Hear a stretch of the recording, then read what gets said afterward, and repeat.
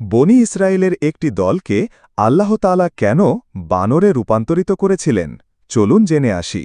হজরত দাউদ আলাইহিস সালামের যুগে বনি ইসরায়েলের সাপ্তাহিক ছুটির দিন ছিল শনিবার, ইবাদতের জন্য নির্দিষ্ট ও পবিত্র দিন।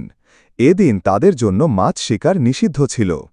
যেহেতু তারা সমুদ্র উপকূলের বাসিন্দা ছিল, তাই মাছ শিকার ছিল তাদের প্রধান পেশা।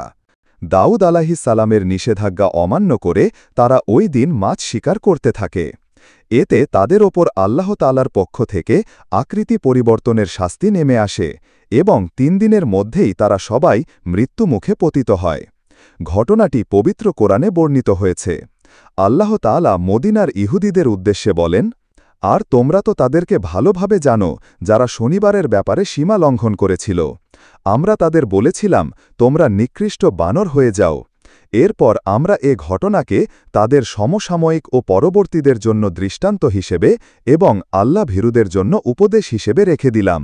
সূরা বাকারা ৬৫-৬৬। তাফসিরে কুরতুবিতে বলা হয়েছে যে ইহুদিরা প্রথমে গোপনে ও বিভিন্ন কৌশলে এবং পরে ব্যাপকভাবে নিষিদ্ধ দিনে মাছ শিকার করতে থাকে। এতে তারা ২ দলে বিভক্ত হয়ে যায়। সৎ ও বিজ্ঞ লোকেরা এ কাজে বাধা দেন, অপর দল বাধা অমান্য করে মাছ ধরতে থাকে। ফলে প্রথম দলের লোকেরা শেষোক্তদের থেকে পৃথক হয়ে যান, তাদের সাথে সম্পর্ক ছিন্ন করেন, এমনকি তাদের বাসস্থানও পৃথক করে নেন। একদিন তারা অবাধ্যদের এলাকায় চরম নীরবতা লক্ষ্য করেন। এরপর একদিন তারা সেখানে পৌঁছে দেখলেন যে সবাই বানর ও শূকরে পরিণত হয়ে গেছে। হজরত কাতাদাহ রাদিয়াল্লাহু তাআলা আনহু বলেন যে বৃদ্ধরা শূকরে এবং যুবকেরা বানরে পরিণত হয়েছিল। রূপান্তরিত বানরেরা নিজ নিজ আত্মীয় স্বজনকে চিনতে পেরেছিল এবং তাদের কাছে গিয়ে অঝোর নয়নে অশ্রু বিসর্জন করেছিল। এ বিষয়ে সূরা আরাফের ১৬৪-৬৫ আয়াতের বর্ণনায় প্রতীয়মান হয় যে সেখানে তৃতীয় আরেকটি দল ছিল, যারা উপদেশ দানকারীদের উপদেশ দানে বিরত রাখার চেষ্টা করত। মূলত তারা ছিল শান্তিবাদী, অলস ও সুবিধাবাদী। তারাও ফাসেকদের সাথে শূকর বানরে পরিণত হয় ও ধ্বংস হয়ে যায়। যেমন আল্লাহ বলেন, আর যখন তাদের মধ্যকার একদল বলল, কেন আপনারা ওই লোকদের উপদেশ দিচ্ছেন যাদেরকে আল্লাহ ধ্বংস করে দিতে চান কিংবা তাদের আজাব দিতে চান, কঠিন আজাব। ঈমানদারগণ বলল, তোমাদের পালনকর্তার নিকট ওজর পেশ করার জন্য এবং এজন্য যাতে ওরা সতর্ক হয়।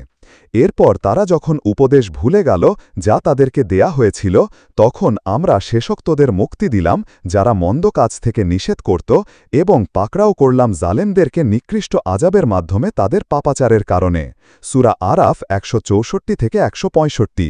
এতে স্পষ্ট বুঝিয়ে দেয়া হয়েছে যে ন্যায়ের আদেশ ও অন্যায়ের নিষেধকারীদের পক্ষাবলম্বন না করে নিরপেক্ষতা অবলম্বনকারী ব্যক্তিগণ জালেম ও ফাসেকদের সাথেই আল্লাহর গজবে ধ্বংস হবে। অতএব হকপন্থীদের জন্য জীবনের সব ক্ষেত্রে আমর বিল মারুফ ও নাহি আনিল মুনকার ব্যতীত অন্য কোনো পথ খোলা নেই। হজরত আবদুল্লাহ ইবনে মাসুদ রাদিয়াল্লাহু তাআলা আনহু থেকে বর্ণিত হয়েছে যে একবার কয়েকজন সাহাবী রসূলুল্লাহ সাল্লাল্লাহু আলাইহি ওয়াসাল্লামকে জিজ্ঞেস করলেন, হে আল্লাহর রসূল, এ যুগের বানর শূকরগুলো কি সেই আকৃতি পরিবর্তিত ইহুদি সম্প্রদায়? তিনি বললেন, আল্লাহ তাআলা যখন কোনো সম্প্রদায়কে ধ্বংস করেন কিংবা তাদের ওপরে আকৃতি পরিবর্তনের আজাব নাজিল করেন, তখন তাদের বংশধারা থাকে না। আর বানর শূকর পৃথিবীতে পূর্বেও ছিল, ভবিষ্যতেও থাকবে।